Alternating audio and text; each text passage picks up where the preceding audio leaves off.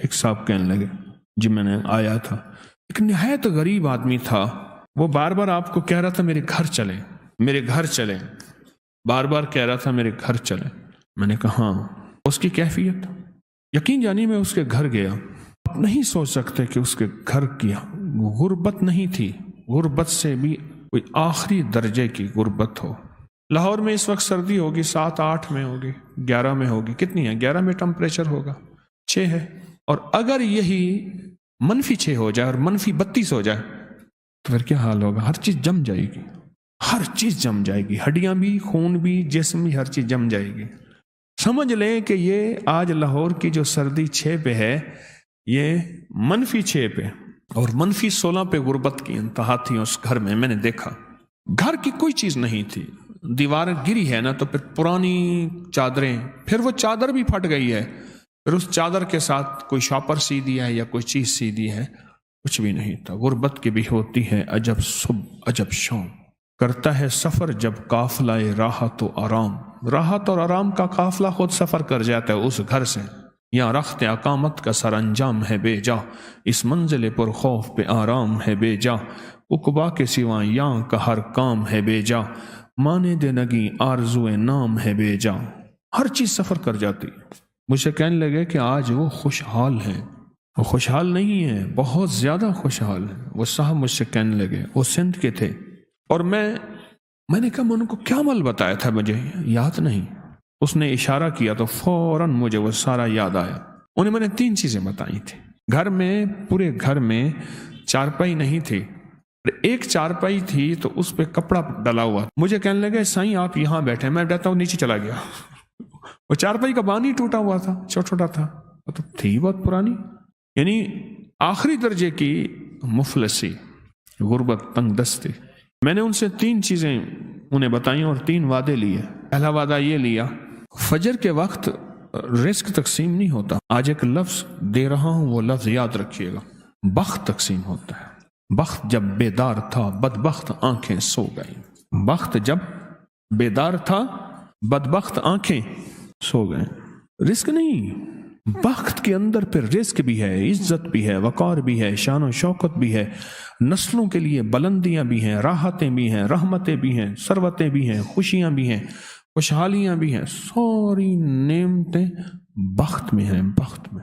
ایک تو میں نے ان سے عرض کیا تھا کہ فجر کے وقت یہ آیت الکرسی والا عمل کریں، آیت الکرسی والا۔ 2011 میں آیت الکرسی کا عمل بتایا تھا کہ وہ وقت بخت کی تقسیم کا ہوتا ہے، بخت کی ترتیب کا ہوتا ہے، اور نصیب اور مقدر کے جاگنے کا ہوتا ہے۔ اور آپ حیران ہوں، کچھ لمحے ایسے ہوتے ہیں، کچھ ساعتیں ایسی ہوتی ہیں، کچھ گھڑیاں ایسی ہوتی ہیں، کچھ اوقات ایسے ہوتے ہیں، تو ایک تو ان کو جو بخت نے آ کے لیا، ان کو جو بخت نے آ کے لیا، اس بخت کی بنیاد فجر سنتیں گھر میں، اور آیت الکرسی پڑھیں اور گھر سے پڑھتے ہوئے جائیں، اور مسجد میں جتنی دیر انتظار نماز کا ہے اتنی دیر بیٹھ کے آیت الکرسی پڑھتے رہے۔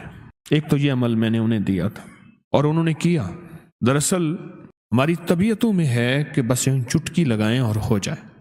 وہی وقت تھا سونا بنانے کا، وہی وقت تھا سونا بنانے کا، وہی وقت۔ یہ آیت الکرسی اسم اعظم ہے، آیت الکرسی۔ اس کا لفظ اللہ سے شروع ہوتا ہے اور عظیم پہ ختم ہوتا ہے، اور میں نے ان سے عرض کیا کہ سارا دن پڑھنا ہے یا اللہ یا عظیم۔ آیت الکرسی کا پہلا اللہ لا، اور ختم وَهُوَ العلی العظیم۔ حضرت علی کرم اللہ وجہہ کا جو نام ہے وہ اللہ کے اسماء حسنہ سے ہے، اسماء حسنہ سے۔ میرے اللہ کا نام ہے علی، العلی العظیم۔ ان سے میں نے عرض کیا اس وقت کہ سارا دن اس کو پڑھو، وضو بے وضو، سارا گھر سینکڑوں ہزاروں لاکھوں پڑھے، اور بہت زیادہ پڑھے اور خوب پڑھے۔ اور انہوں نے پڑھا۔ یاد رکھیے گا، محنت شرط ہے پر محنت پہ فیصلے شرط نہیں۔ یہ میرا چھوٹا سا بول یاد رکھیں۔ محنت، دولت، مال، چیزیں، اسباب کے لیے محنت شرط ہے، ہاتھ پہ ہاتھ دھرنا ناپسندیدہ عمل ہے، پر محنت پہ فیصلے شرط نہیں ہے۔ یہ محنت پہ فیصلے بھی ہو جائیں، یہ شرط نہیں کہ محنت پہ فیصلے ہو جائیں، یہ کبھی نہیں ہوگا، اس کے ہاتھ میں ہے۔ مجھے اماں رحمت اللہ علیہ کے الفاظ یاد ہے، فرمانے لگے پترو کلام بھی تو اجازت مانگ دے اللہ کو، کلام بھی اوپر سے اجازت مانگتا ہے کہ اللہ میں اپنی تاثیر منتقل کروں یا نہ کروں۔ محنت شرط ہے، پر محنت پہ فیصلے یہ شرط نہیں، یہ شرط نہیں، محنت شرط ہے، لازم کرنا ہے، لیس الانسان الا ما سعی۔